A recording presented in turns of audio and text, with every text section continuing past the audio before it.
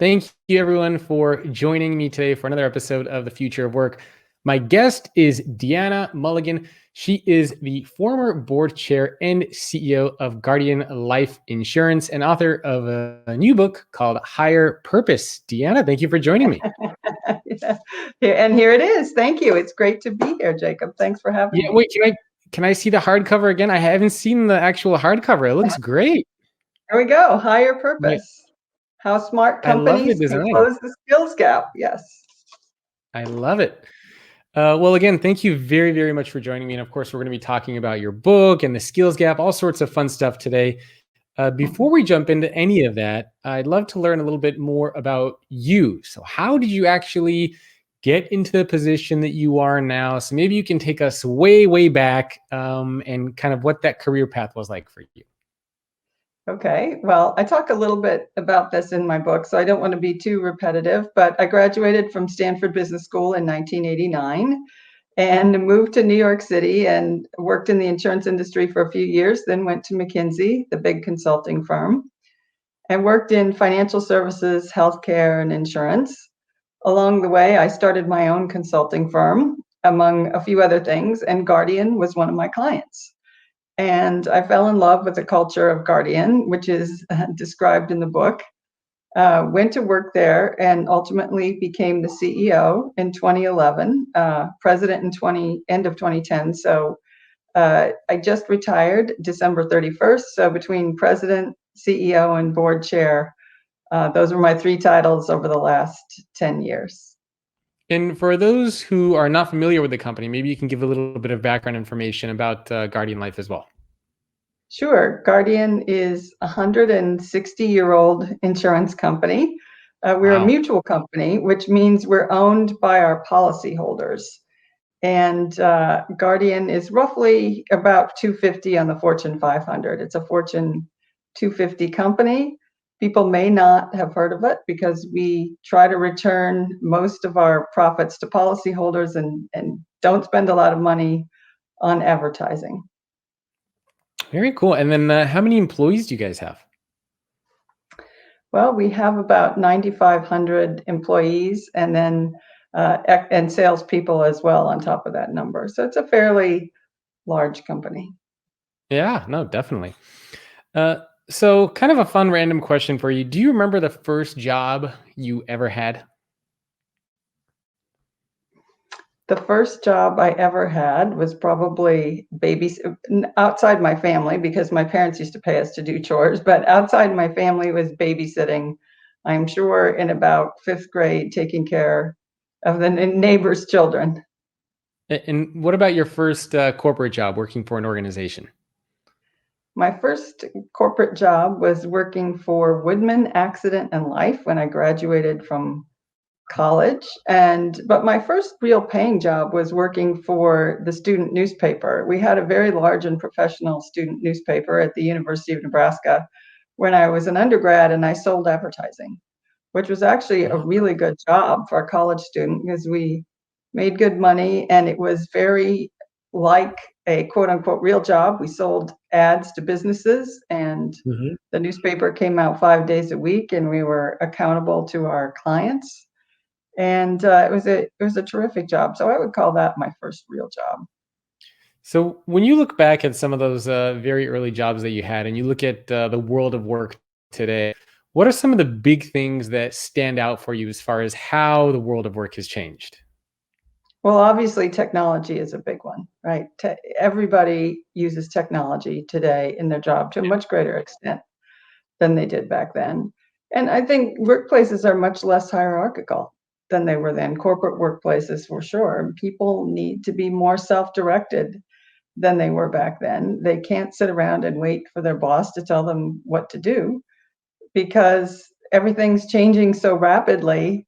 Sometimes, your supervisor doesn't have all the answers. I think it's incumbent on people to look around and say, what can I do to serve the customer better or to make this process go faster and better or to be of service to my coworkers? Yeah, for sure. So in some of your early jobs, was it a very, very strict hierarchy where you had to kind of follow the organizational structure? Well, in the in the old days, so to speak, insurance companies were often very hierarchical, and there were lots and lots of titles and lots of kind of informal what you could and couldn't do. And, in one case, there was an officer's dining room, a separate elevator for the CEO. Yes, it was very hierarchical compared to the way things are today. So separate elevator, separate dining room. Okay, wow. And so today, obviously, you really don't hear many stories of that at all. Separate No, elevators and dining rooms. no, no, those days are gone. But it just goes to show how rapidly things have changed. And of course, in those days, there weren't as many women. People sometimes addressed their supervisors by Mr. and Mrs. There were Mhm. memos that went out, and memos circulated, on paper, instructing people how to do things. It's very, very different from today. So you mentioned something interesting, and a lot of people who listen to the podcast always bring this up, and it is about women in executive roles. So, Mhm. as you mentioned, there weren't that many women in the workplace in general, but now there are very few women in those CEO roles. I think it's like 8 or 9% of Fortune 500 Mhm. companies have a female CEO. So, did you was that something that you were thinking about when you were the CEO of Guardian Life, or did that not cross your mind? I mean, did you have experiences around that? What was it unique? Well, people always ask me, did you always want to be CEO of a Fortune 500 company? And I said, when I graduated from business school, there was only one female CEO of a Fortune 500 company, and she had actually bought the company. So I wasn't sure it was possible, to be honest. Yeah. So people say to me, it's only 8 or 9% women. And I said, but it was 0% women, when I started my career. So I do think in some ways, while we have a long way to go, we've actually come a long way as well. Yeah. Oh, for sure. Zero to, which is, I guess it's kind of sad that 8 to 9% is a long way, but you're right. I mean, 8 to 9% is certainly better than 0%. It's a start, right? It's a Yeah, start. exactly. Definitely a start. So your new book is called Higher Purpose. Why did you actually write the book? Well, I wrote the book because coming out of 2008 and the financial crisis, I saw a lot of people who lost their jobs. There were a lot of middle managers, a lot of professional people, as well as a lot of frontline people. But if you recall back to that financial crisis, it was definitely a middle management crisis, and there was a lot of restructuring that was done afterward, and people had a hard time becoming reemployed. I mean, I know Yeah. it we forget easily, but 2008, 2009, 2010, 2011, there was stubborn unemployment after that financial crisis. And that's when I started thinking about the book and thinking, how can companies and society ensure that this doesn't happen again? How can Mm. we make sure that people are constantly being retrained, thinking ahead, upgrading their skills so they don't have long periods of unemployment in the middle of their career when they might have children, when they might have elderly parents to Yeah. take care of, when it's the most difficult, when they're saving for retirement, to be unemployed.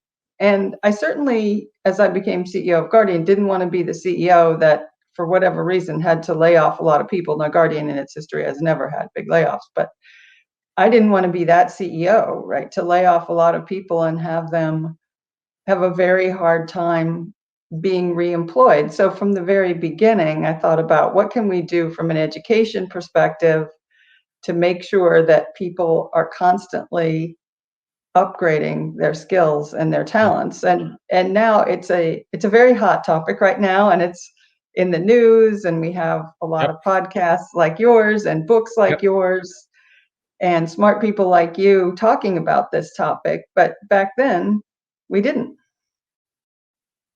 Hmm. So, for people who are not familiar with this idea or the concept of the skills gap, maybe you can give people a little bit of background information about what this is and why this is even such a big topic today. Like, what's the danger or the challenge for companies and individuals? Well, I think we all experience it as consumers, right? We see that technology is changing rapidly, and our expectation Yep. as consumers is changing rapidly. We want things faster, better, cheaper, more customized. And of course, that filters backwards into the companies that deliver these products and services. So, in some ways, if you think about it, it's logical that people inside the companies might have been trained for one job or one set of technologies. But today, technology and the way what customers expect is changing so rapidly that they're going to need to constantly be rethinking. So, McKinsey, the consulting firm, estimates that in the next 10 years, globally, 350 million jobs will change That's significantly. crazy. Well, and the skills gap is their current estimate is that 75 million of those jobs will go unfilled or remain open because there won't be enough trained people to do the work. And so that's the crazy part, right? 75 million jobs going unfilled. And today we say we have high unemployment because of the coronavirus, and we're obviously not satisfied with the number of people who need new jobs and new skills. And we need to make sure that we start now helping people accommodate to the new world of work and what comes next. But by the same token, we have companies who are out there looking for people and are having a hard time finding people with certain skills. So that's the skills gap or the skills mismatch that's happening now in some ways and is projected to continue to happen going forward. Can you talk about some of the things that you were doing as CEO to help address this? I mean, how did you communicate this to your team, and did you have any initiatives in place to try to help close that gap? Well, we tried to build a culture. It's not just about one or two initiatives, although initiatives are certainly important and helpful. It's really about a culture of helping people inside the company think about their future, the future of the company, what they're good at, what they might like to do next, and how to acquire the skills they need. So Hmm. we talked a lot about the growth mindset in terms of how people needed to think. We talked a lot about the future of work, just as I'm talking about it now. And we also talked about being a learning organization and tried to give people permission and tools to think about their own careers. So, for example, we started with Leader Learning Day, where we trained 900 of our. We took a day where 900 of our leaders came together in various locations in the country, and members of my team were staged all around the country helping these people think about what do I need to learn next and how can I help my teams learn. That was so Hmm. successful that the next year we opened it up to everyone and we called it Learning Month. And we had Wow. seminars where people could go online or they could also go in person and listen to lectures and take courses on career design. Some employees volunteered to be trained in coaching and helping others in their organization or at their workplace think through what am I going to do next? How do the skills and the things I like to do apply to what the company sees as new jobs coming up? And where can I go inside the company or out to get the kind of training I need? So I think the biggest thing we did is build this culture of learning how to learn and helping people to understand A, they're accountable for their career, but B, we're there to help them every step of the way, and we want them to be successful. I think you bring up an interesting point, which is helping people be accountable for their own careers. Because I think the general assumption is that whenever you learn something in school, that should stay with you forever. And if you need to learn something new, your company's just going to teach it to you. And so we're always kind of like the assumption is that we can be passive and that if we need to learn something, it'll come to us. And as we see now, that's not the kind of world that we live in anymore. And you have to be, you have to have that accountability yourself to learn these things. Uh, was that a hard thing for people to grasp?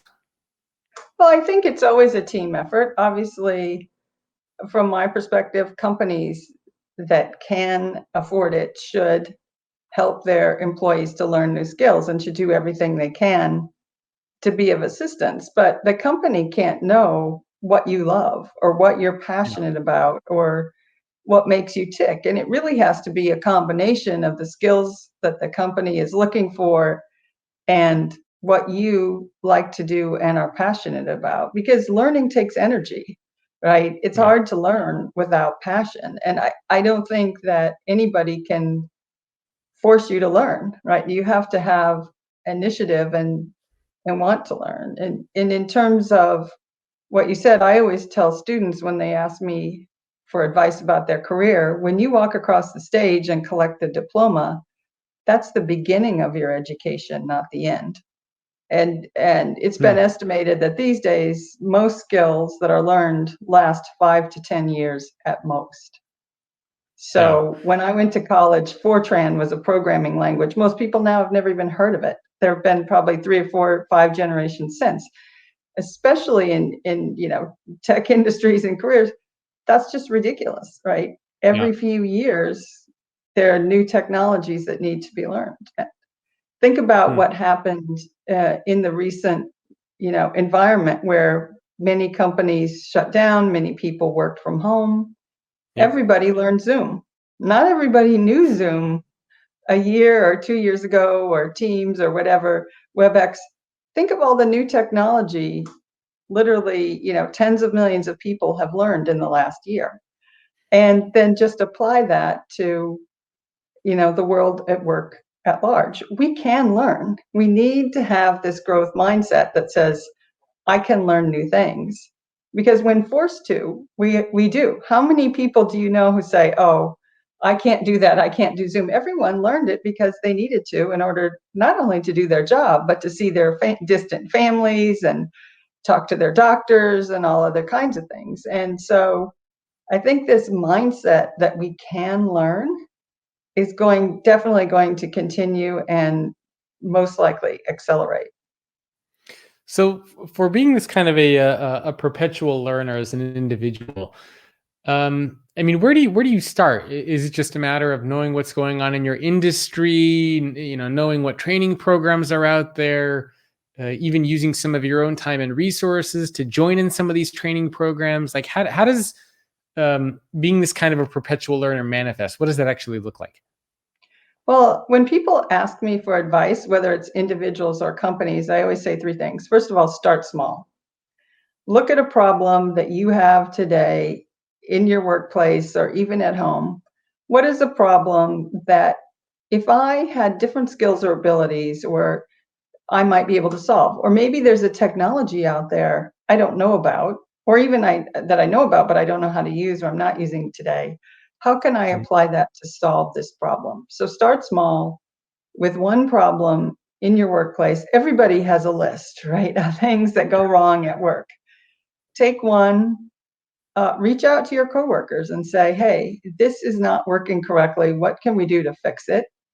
Get some advice. And yes, you may have to go online and look to see if anybody else has a solution. You may have to talk to industry groups. You may have to talk to people in your company, to people in HR or your learning resources, and say, "Hey, really want to fix this problem. What can we do?" Talk to your Yeah. supervisor.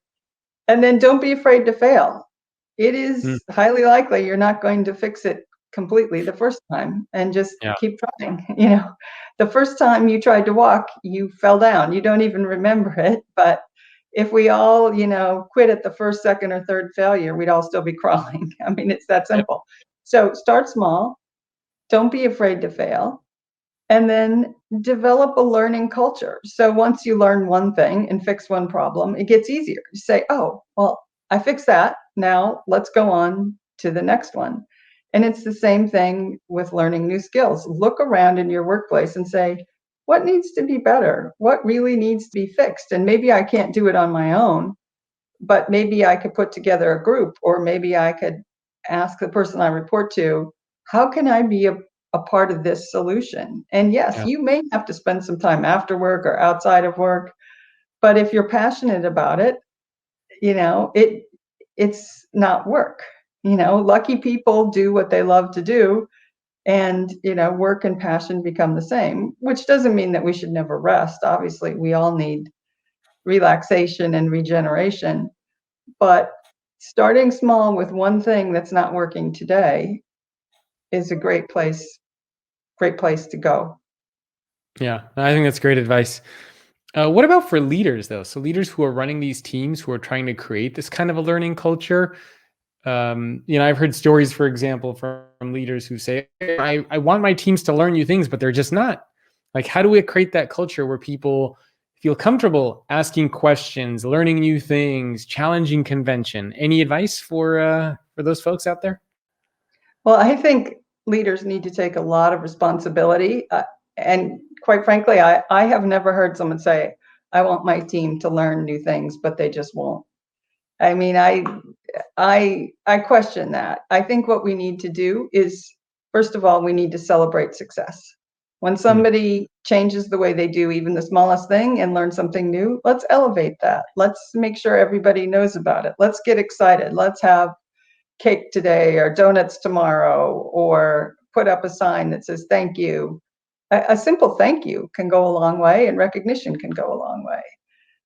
Secondly, leaders need to give people room to fail. Right. So if you say to your team, well, I expect you to learn new things, but never make a mistake, that's a completely unrealistic expectation. And I can guarantee that if you say that, or even if you don't say it, but if you model it, your team's not going to learn anything new. So you have to, as a leader, look at yourself and say, am I open to this team trying and failing and letting them struggle a bit, because that's what learning is about. That's the learning mindset. That's part of the growth mindset. Yeah, I suppose it would be a little counterintuitive if you said try new things, and then when people fail, you fire them from the company. That wouldn't be a very very good message to send out to everybody. Right. So we talked a little bit about technology as kind of one of the big trends you're paying attention to. Are there some other big trends out there that you think are shaping the world of work? You mentioned flattening organizations as well, moving away from Mhm. hierarchies. So besides that and technology, is anything else top of mind for you? Well, I think collaboration is going to be increasingly important, and the ability for people to work across profit centers or business units or departments, because sometimes customers need to be served across Yeah. multiple structures, internal structures. Our internal structures don't always match externally how our customers want to access us or work with us. So I think this idea that organizations need to be a bit fluid, and people, no matter what organization structure they're in, need to be able to cooperate with others across the organization, is really, really important. And it's easier said than done, right? Because Yeah. sometimes organizations become like competing teams. Inside an organization, you might have this profit center or that profit center, or Joe's team and Sally's team. And we really need to be able to work across as well as up and down. Hmm. No, I think that's very good advice. Okay, so collaboration, a big one, technology. Speaking of technology, are you thinking of artificial intelligence at all? And are you optimistic about it? Are you worried about the impact that it's going to have on jobs? Well, it's like everything, it's a plus and a minus, and it depends how it's used. Obviously, artificial intelligence is already here. It's already being used in a lot of applications that we probably don't even notice on a day-to-day basis. Yeah, And it has the possibility to do jobs that are kind of rote for people and not that much fun, and free people up to do other things. And it also has the potential for great harm. It all depends on how we manage it. But yes, I mean, AI it's one of those things that's going to completely change the way we work, not only the way we work, but the way we live. Think yeah, already about the technology in your car. We don't have self-driving cars yet, but we have cars that beep when we cross the line. We have cars, that slow us down automatically when we speed. There are all kinds of technologies that one might call artificial intelligence that we're already using today, that are short of the full, okay, I get in the car and I tell it where to go and it goes there. We're yeah, on our way, right? We're on yeah, our way today. yeah. Couldn't agree more. So one of the things that you had in your book, and I believe it was on page 52, actually. You had this framework that you came up with, where you had education and training, you had workplace, and you had the existing workforce, and then you had the outcomes that come Mhm, from that. mhm, And I think you had that as kind of like the framework that we should be using to focus on upskilling and mhm, training. I thought we could spend a minute or two and just look at what those three buckets were. Starting mhm. off with perhaps education and training. I think you had STEM in there, you had data science, certification, community colleges. So, can we talk a little bit about that and the role Sure. that that plays in upskilling? I'm sorry, I should have been prepared with a slide for this, but here it is in the book. Those are the three buckets. And it's a very simple framework, right?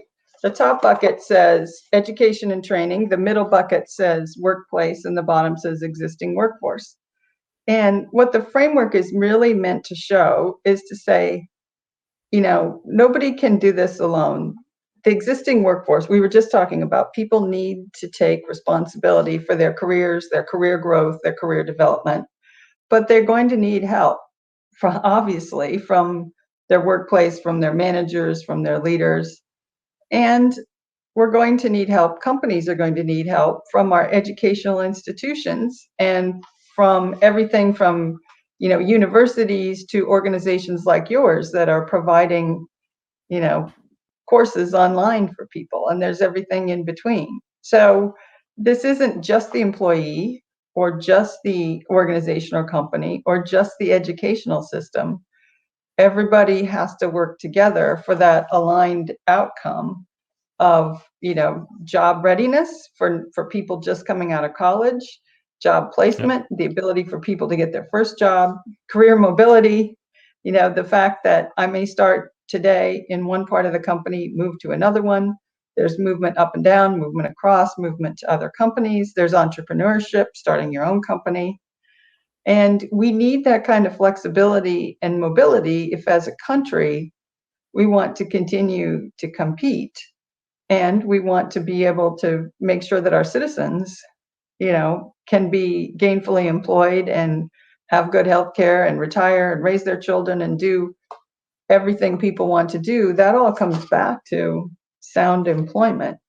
And, Yeah. that's what the three buckets are: the individual, the company, and then the education and training system, which is somewhat private, and some of it is the government, right? So we all have to work together. Do you have any favorite examples of what organizations are doing? We talked a little bit about Guardian. The other story that you talk about in your book is AT&T, which I thought was a fascinating story. I've talked about it before, but I'm sure a lot of people are not familiar with it, of how many jobs they identified that they think are going to be obsolete. So can you share that story from your book?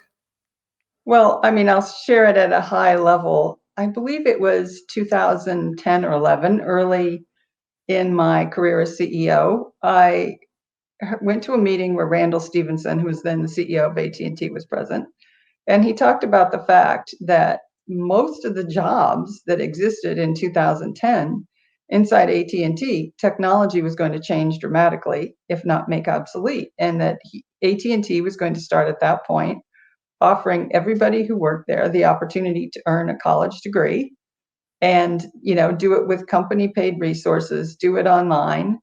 And I thought that was fascinating. Again, most companies today now do offer, most large companies do offer employees the opportunity to earn a degree at work. Guardian certainly does, and I'm an advisor for another fabulous company, Guild Education, that helps big companies offer education to their employees. So it's commonplace today, but 10 years ago it was new, and I was very impressed with this idea that companies could be a source of college education for people. And since then, Starbucks, Walmart, many big companies have joined in and said, "Come to work here. We'll offer courses, we'll pay your tuition, we'll make sure that you can earn a degree while you work here." And Guardian is one of those companies that offers that as well. But AT&T was the first company to do it at scale, and they actually offered an engineering degree from Georgia Tech University to employees online, free.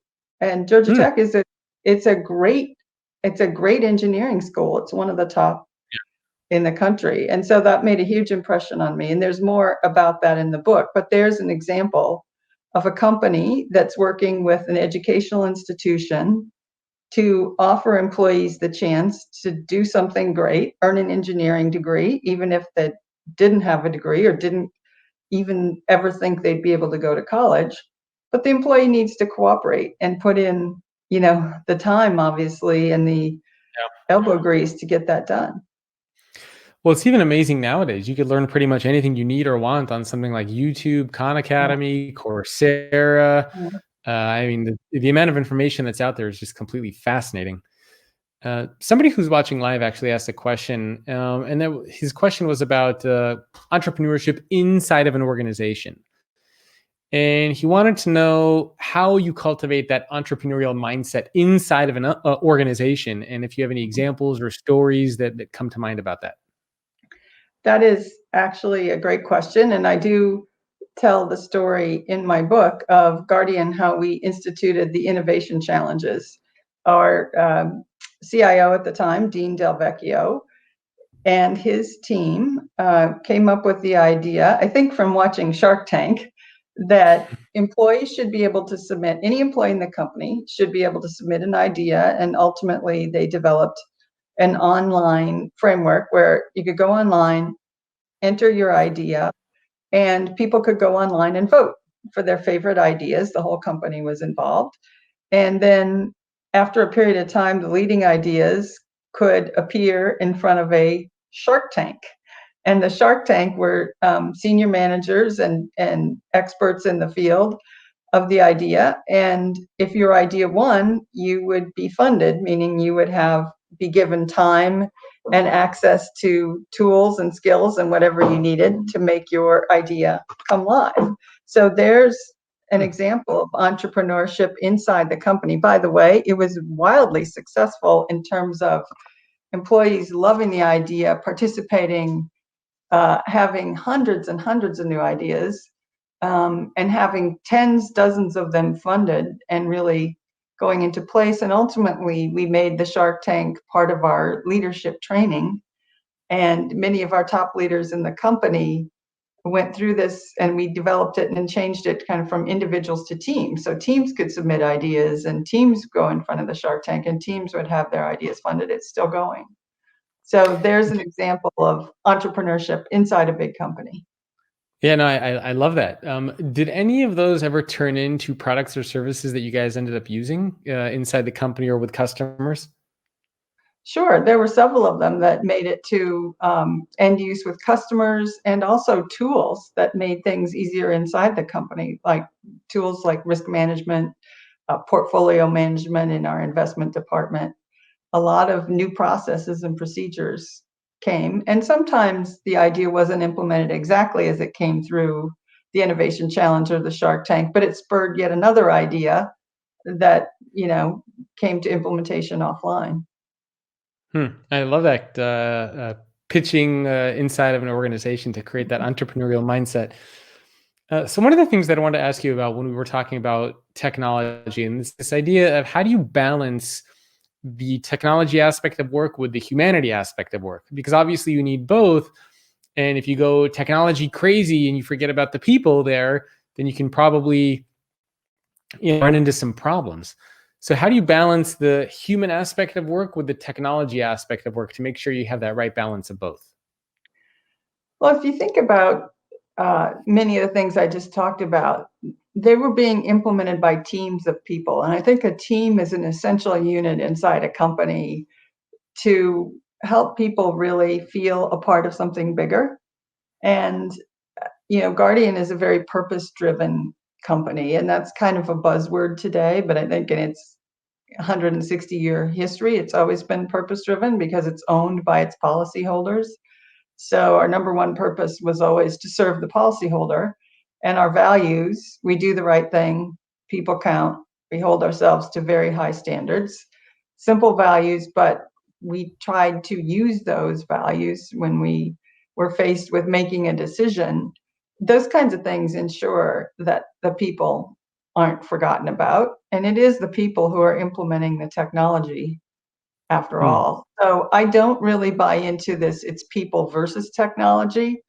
I think people working with technology is what I see in most situations. I mean, Hmm. if you think about the simplest example, people versus technology, you and I are using technology today to talk with one another and to broadcast this and to receive questions from hundreds, thousands of people out there.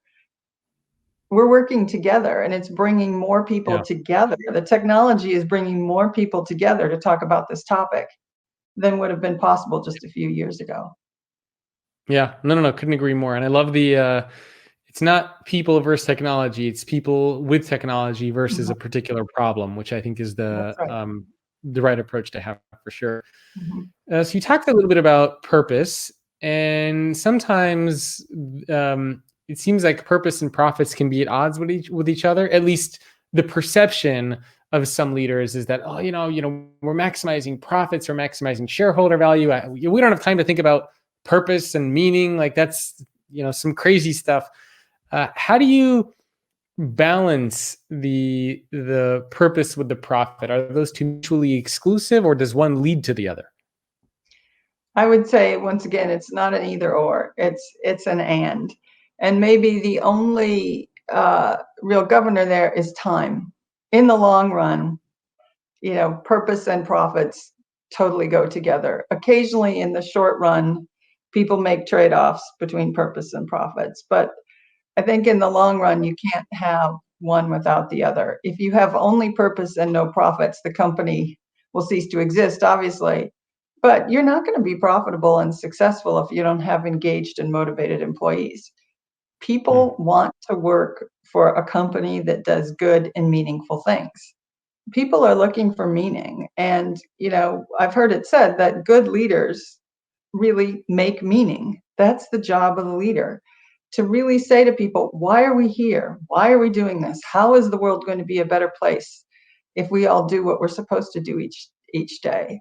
And I think Yeah. that companies that are purpose driven are going to be much more successful in the long term. So a lot of times we set up these false dichotomies. Well, it's people versus technology, or it's purpose versus profits, and they're really artificial and they become memes and they float around out there and they don't really have anything to do with reality. An Yeah. interviewer once asked me, so how long are you going to keep trying to manage Guardian by purpose? Like, how do you know Guardian is always going to be a purpose driven company? Or how do you know when that quote unquote leadership style has run its course? And I said, I'm going to continue to manage by purpose and values until we're not successful anymore. But every year we've been more successful than the past. So why would I ever think that there was an end to that? It's not either or, it's Yeah. both. Yeah. So speaking of that idea of purpose and meaning, I'm curious, what do you look for, or what did you look for in leaders when you were the CEO? So when you were considering people to promote, people who should be in leadership positions, what were some of the skills or qualities or mindsets that you really paid attention to for who would make a great leader inside your company? Well, obviously, the number one question and I would say my team and I always asked ourselves was, does this person have guardian values? When we say to them, our values are, we do the right thing, people count, and we hold ourselves to a very high standard. Does Yeah. this person get really excited and say, yes, that's the kind of company I want to work for? Because we use those as a screen. If Yeah. that wasn't the kind of thing that excited them, they just said, well, how much money can I make and how fast? Then maybe it wasn't the right place for them, and that's okay. So guardian values were a bedrock. But assuming that that was the case, then it's all about, can this person really create an environment where people thrive? And can they ultimately train and mentor people who can replace them? Are they willing to hire Mm. people who are smarter than they are? I would say everybody on my team was smarter than I am in at least one way.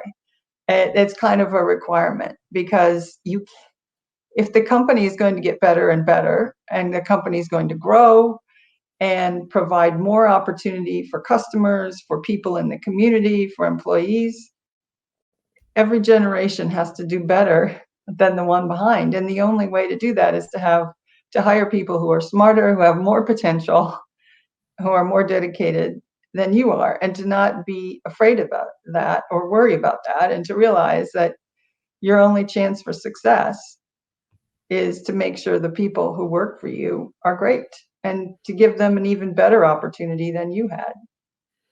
Yeah, I love that you mentioned that the role of the leaders is to hire somebody who will replace them, because I think that's something a lot of leaders are terrified of. Why would I want to hire somebody who's going to take my job or become more successful than me, or grow farther than me in the company? That's crazy. So how do you? I don't want to say convince leaders, but how do you create that kind of a mindset for your leaders where they're okay with that? Because it seems to me that if you were to go back 10, 15, 20 years ago and you were to tell that to a lot of leaders, they would say, absolutely not. Like, that's crazy. I'm the leader. I make the decisions. They report to me. I'm not going to help them become more successful than me. That's nuts. And today, you're right. This is very much something that a lot of organizations really care about. So how do you get leaders to be comfortable and, change their mindset to be okay with it? Well, I would suggest that if one went back 10 or 15 or 20 years and looked for those leaders who weren't looking to hire people who are smarter than they were and train them to learn more and give them mentoring and growth opportunities, those people aren't around anymore. And if they are, their company's not in business anymore. That just doesn't work, right? The leader has to be the one who exemplifies the growth mindset. Yeah. So if the growth mindset is, I can learn new things, I can do new things, there's going to be enough for everyone, because there are a lot of opportunities out there. And I am confident that I can take advantage of those opportunities and that I can add value, not just in my workplace, but in my home life and in my community. Then there will always be something new and exciting for me to do. The leader has to exemplify that mindset, because if he or she doesn't, the employees never will. And that's what we've been talking about for the last 45 minutes, is this whole notion of taking responsibility for your career, being an entrepreneur, even inside a big company, identifying problems that need solutions, and organizing yourself and your team to go after those solutions. Those are all about a growth mindset. And the Yeah. leader, including the CEO, needs to exemplify that mindset. So, for example, I always said when I first came to Guardian, 10 years would be the maximum amount of time that I would ever spend there. Thankfully, I made it out. I just squeaked under the 10 years. And Andrew McMahon, who replaced me, is so much better than I am at a lot of things. And he is the leader we needed for the next, 10 years or however long it might be. And I'm happy to say that because I have a lot of other things to do. I wrote a book. I'm talking to you. I'm going on boards of directors, and it's Andrew's turn. And I'm sure he will take Guardian to greater heights than I did. And he will find someone to then pass the baton along who has a different set of skills for a different time and a new, set of energy. That's the way organizational growth works. If Yeah. I had said, I only want to hire people who I think aren't as smart as I am and don't have the capabilities for the next generation, what kind of leader is that? The number Yeah. one thing I want to do is leave our company in good shape and our customers in good hands, and therefore our employees in good hands. And that Yeah. requires me to work myself out of a job. That's the way it goes. Yeah. It's a crazy thing to think about, but you're right. It's probably one of the most important things for leaders to pay attention to. Mhm. So this transitions actually to another question I was going to ask you, and this is: do you see, or is there a very common mistake that you see a lot of leaders making that really hinders them from being as effective or as good a leaders as they could be? So is there anything that you kept seeing that leaders were doing while you were at Guardian, and you're just kind of thinking, oh man, if this person would just fix this one thing, they would be such a great leader? What's that one thing that so many people struggle with? Well, I'm going to take that question outside the context of Guardian and just talk about it in general in life. I think good leaders look for the and. Hmm. And we don't always, and I'll explain what I mean by that. We're not always taught in school to look for the and, right? It's either or, it's black or white, it's me or you, it's a fixed mindset. Yeah. And I think that's probably the biggest mistake people make in general is having this fixed mindset. And I think reframing is a very useful tool. So how can I reframe this? So you get what you want and I get what I want. And maybe we can't both have what we want at the same time, but maybe I get what I want today and you get what you want tomorrow, or vice versa. Or, I decide that I want something else, or maybe I find something for you that you might like better. There's always an and, right? And where we Yep. can both win. How do we look for that?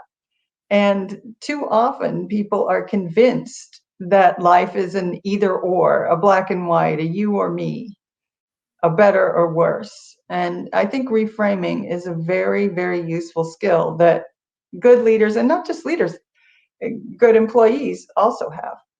Yeah. No, I love that. I think that's and actually I haven't heard that really talked about on this podcast before. So that's a unique tip for leaders out there, or for people out there in general.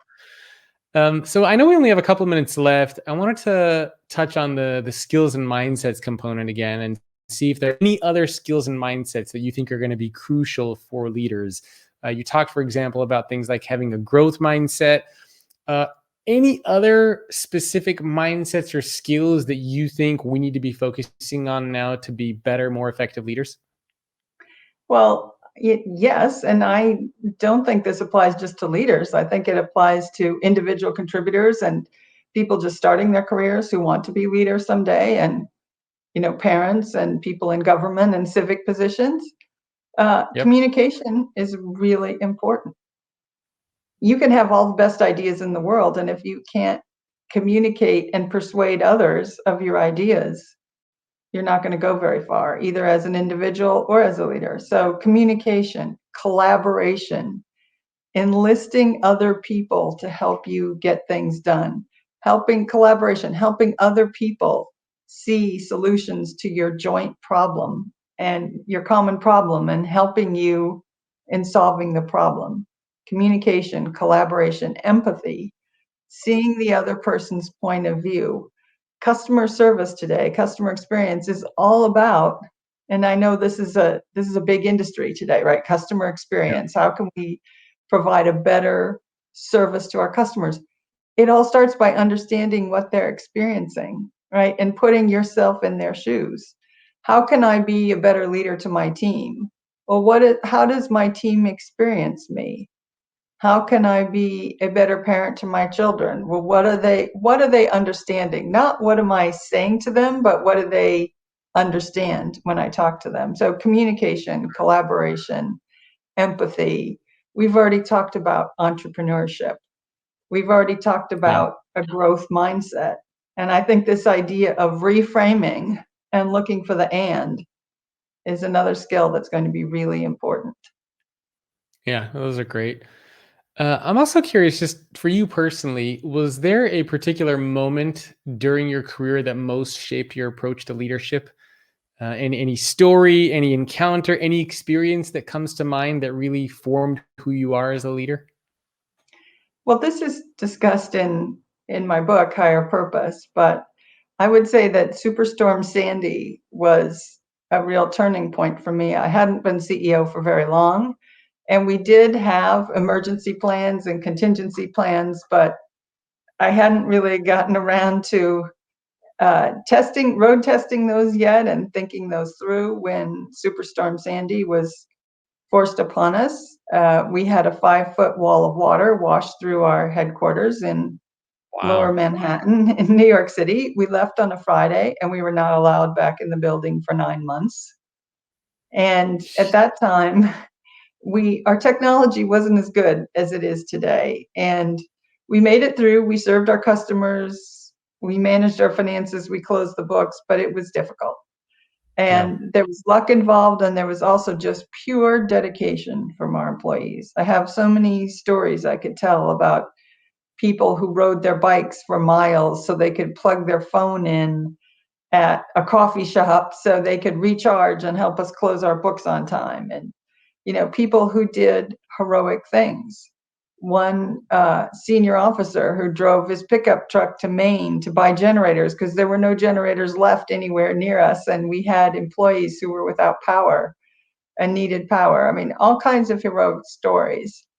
And during the time when the storm was passing over my house, I thought a lot about our people and where they were located and how many of them lived on the water and how difficult it was going to be to find them all. And I said, the first thing we have to do is find everybody. And the second thing we have to do is make sure that whatever it takes, we help them. We help them make sure their families are safe, that they have a place to live that's dry and secure, that they have access to electricity and water and phone, because they can't come back to work and help us and help our customers until they and their employees are safe. So I formed Yeah. a team, and I didn't ask anybody's permission or talk to the board or think how much it costs. I just said to this team, get people what they need so that they can feel comfortable and confident that they and their families are safe. And then we'll go to Mm. work from there. So that really did inform, I think, the rest of my time as CEO at Guardian, that if you invest in your employees, and by the way, it was a fairly small amount of money when all is said and done and we totaled it up. We didn't have a budget. We just did what was necessary. And at the end of the day, it wasn't a lot of money, but it made people Mm. feel that we cared. And I think Yeah. it's very hard to expect your employees to care about the mission at hand or even about the customer if they don't believe that you care about them. It all starts at the top. What are you most proud of? I find it hard to take pride in what I've done because so much of what I've done has been a team effort.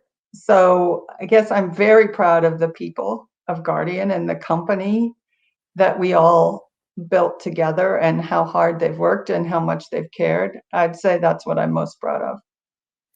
What's the hardest business decision you ever had to make? I think hard business decisions are always saying no to things.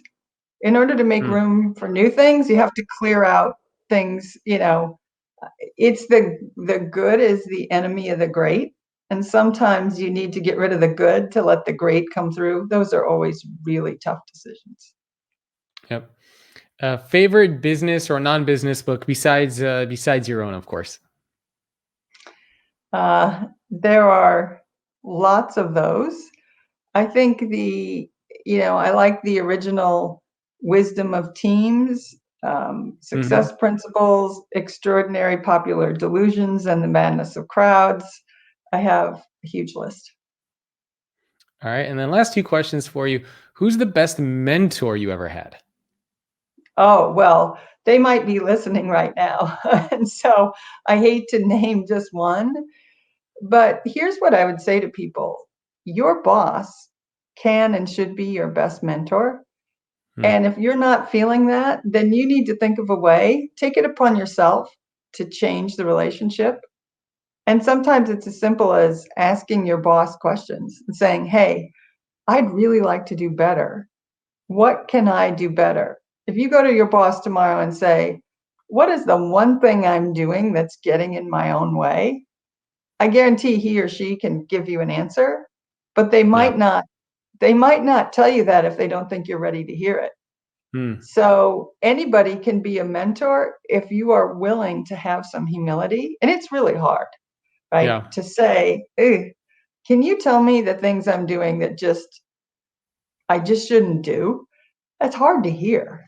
Oh yeah. But if you can Sure. overcome that, anybody can be a mentor. But I've had great ones. I've had many great ones, and I am blessed. And I'm here because of my mentors. I will definitely say that.